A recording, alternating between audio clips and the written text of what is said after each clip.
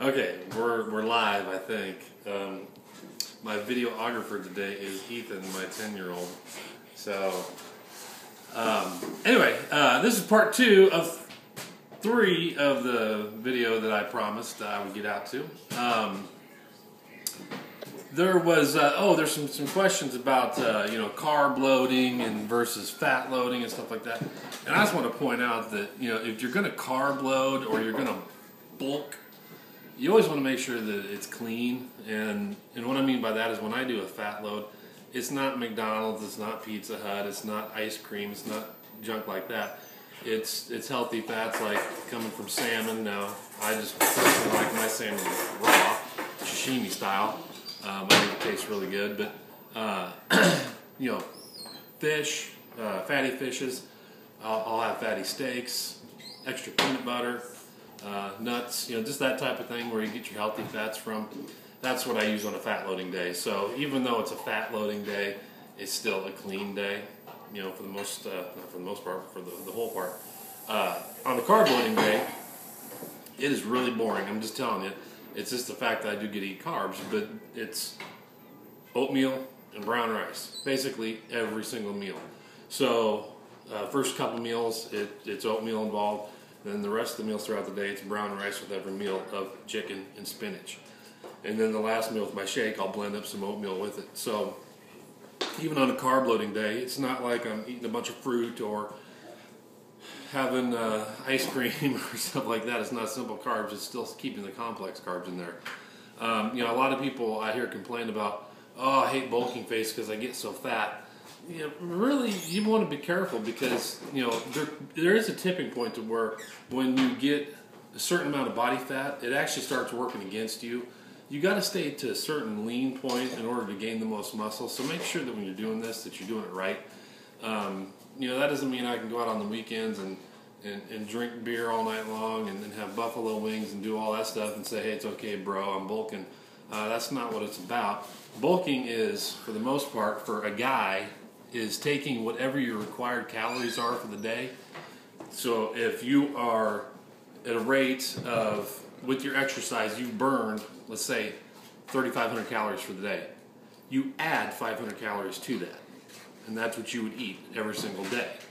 So at the end of the week, you have ingested an extra 3,500 calories, okay? And they got to be clean calories. So that's what I'm talking about when you bulk. A female, you want to be about half of that, so an extra 250 calories a day above and beyond your total output between your basal metabolic rate and, of course, your exercise and all that. So just want to make sure that people understand that. And with that, you won't gain a whole lot of extra body fat.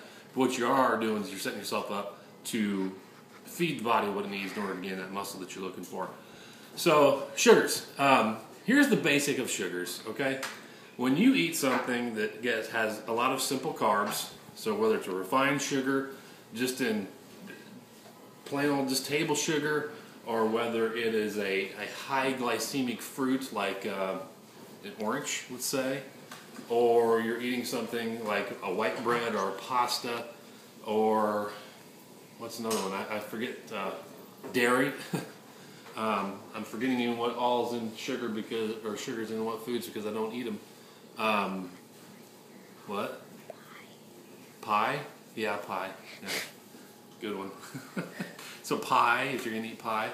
What happens is when you eat that, and that sugar is introduced into your bloodstream, your body recognizes the sugar's in there, and your pancreas will secrete insulin to go out and get that sugar.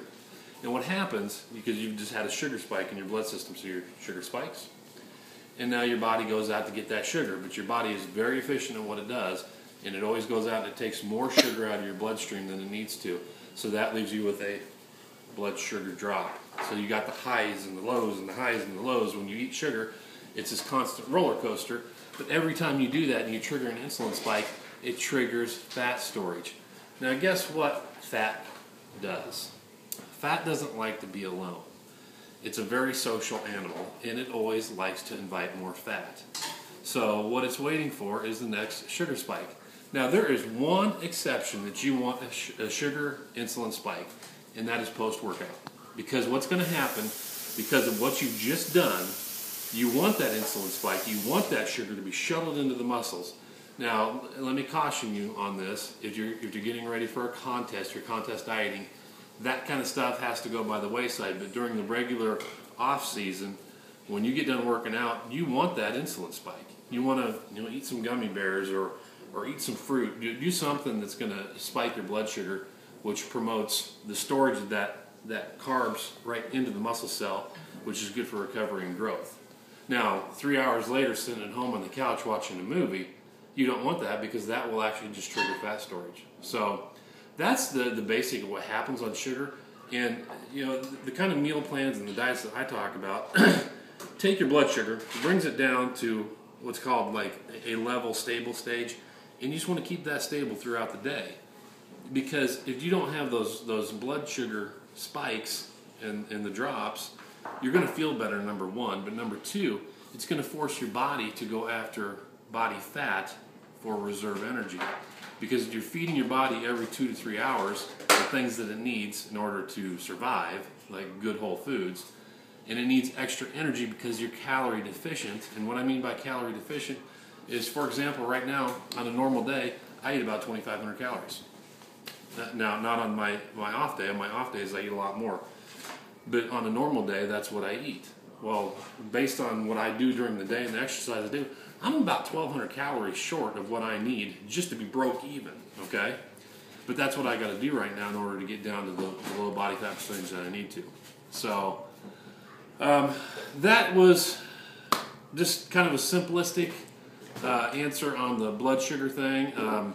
There is more that we can go into detail with. What I like to go into is some foods, some things that you can do to keep your blood sugar from spiking, some little tips that you can do for going out to eat, surviving the weekends, and remember, not all cheat meals are bad. Not all cheat times are bad, okay? That's one thing you got to understand, is that whatever your body is doing, it gets used to over time. So sometimes it's good to shake things up. So, and I tell people that quite often, and sometimes they get so tied into the mindset of I can't cheat, they don't understand that there are benefits to that, but you got to do it right. So anyway, that's part 2. There's my beautiful wife right there. Look what she's eating right before bed. Look at that. You know what that is? Egg whites with ranch flavoring. So that's it. So check back later for part 3 of 3.